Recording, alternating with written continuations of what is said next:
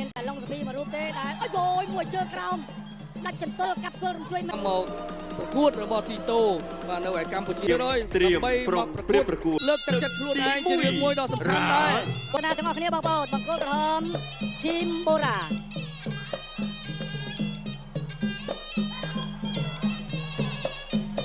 មិនអាចប្រហែសបានទេបាទមិនអាចប្រហែសបានទេបូរ៉ាហើយក៏ជាកីឡាករបាទហៅថាមានការប្រកួតដ៏ស្ងៀមស្ងាត់តែមុតស្រួចសម្រាប់អាវុធទាំងបងទាំងប្អូនបាទហើយអ្នកឌីម៉ាក៏មកឲ្យទឹកប្អូនដែរបាទយ៉ាទល់ប្រយោលគេច្បាស់ជាស្គាល់បូរ៉ាច្បាស់ហើយបាទសម្រាប់ទីតូដូច្នេះក្នុងដំណើរនៅទឹកមួយនេះគេគង់នឹងមិនហ៊ានធ្វើអីប្រេះផ្ដាស់ទេស្ទាបស្ទង់ថយដកធាក់ទល់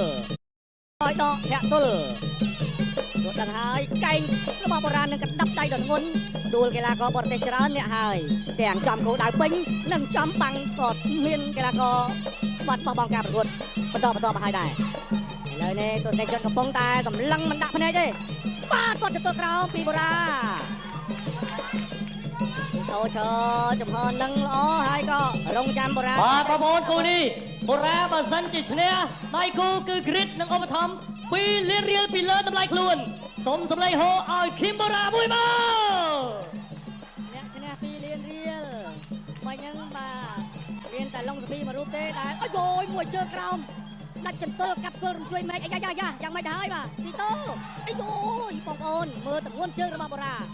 ការទាត់កាប់ចន្ទល់របស់បុរាពិតជាធ្ងន់មែនទេញ៉ាកដាលោកខំតាជាតិសម្រាប់រាប់ហើយទីតូទៅមិនទៅធ្ងន់ណាស់5 6 7 8អាយ៉ាយ៉ាងម៉េចហើយទេបាទទីតូបូរ៉ាចន្លោឆ្វេងគាត់ក្រោមទីតូងើបយឺតមួយអាយ៉ាមិនដែរយូត្រខាន1 2 3 4 5 6 7 8អូខេបាទសល់ពេលវេលាជាង20វិនាទីរាផ្ទះស្ដាំម្ដាយហើយក៏តាមគាត់ឆ្វេងញ៉ាកដាលសម្រាប់ចាគូឯកចុងក្រោយឃីមបូរ៉ាអត់ទាន់បានបែកញើសទេចាប៉ុន្តែបានប្រើនៅស្នៀតពិសេសរបស់ខ្លួនតាមរយៈការទាត់ផ្ដាច់ជើងក្រោមជាច្រើនលើកដែលធ្វើឲ្យកីឡាករថៃ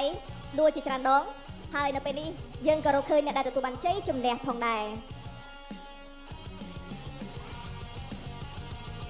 ប្រិយមិត្តទូទាំងសនិកជនជាទីមេត្រីយើងឃើញថាសម្រាប់ការប្រកួតរបស់យើងការគ្រីតគុនខ្មែរបេះហ្វៃនឹងផ្សាយជូនជារាល់ថ្ងៃអាទិត្យវេលាម៉ោង 11 ថ្ងៃត្រង់តទៅបាទពិតជាមិនគួរឲ្យជឿបង្គោលក្រហមឃីម